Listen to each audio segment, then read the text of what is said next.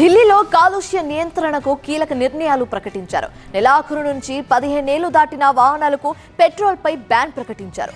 బహుళ అంతస్తుల భవనాలకు యాంటీ స్మోక్ గన్లను అమర్చాలని ఆదేశాలు జారీ అయ్యాయి.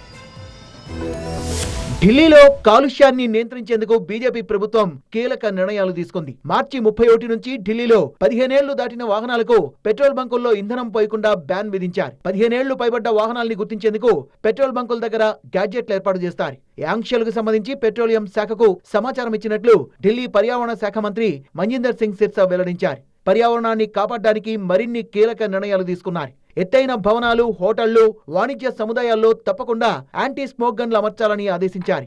ఏడాది డిసెంబర్ నాటికి 90% సిఎన్జి బస్సుల్ని దశల వారీగా ఉపసంహరించుకొని ఎలక్ట్రిక్ బస్సులతో భర్తీ చేయబోతున్నారు. पेट्रोल पे नहीं होता, डीजल पे तो है ही है। तो जो ये देखिए, ये नॉर्म्स मैंने तय नहीं करने, मैं केवल इंप्लीमेंट कर रहा हूं। जो नॉर्म्स बने हुए हैं उनको सख्ती से इंप्लीमेंट किया जाएगा। 15 साल पुरानी गाड़ी नहीं हो सकती 10 साल पुरानी डीजल की। जो डीजल और पेट्रोल के नॉर्म्स हैं वो 15 साल के हैं, डीजल के 10 साल के हैं। इन नॉर्म्स को लागू किया जाएगा और इसको लागू करने के लिए हमने को देसी तरीका अडॉप्ट नहीं किया। सबसे आसान तरीका है कि फ्यूल वो बिना तेल के चलना नहीं और तेल हमने देना नहीं। और तेल को आइडेंटिफाई करने के लिए हमारे गैजेट्स लगे हैं जो पुरानी गाड़ी को आइडेंटिफाई कर देंगे। उसके बाद चॉइस खत्म हो जाएगी, उसको गाड़ी बाहर भेजनी पड़ेगी। हमने 10,000 के आसपास ई व्हीकल्स जो हैं इंट्रोड्यूस करने हैं। हमने 2025 के दिसंबर तक लगभग सीएनजी की 90% बसेस को फेस आउट कर देंगे।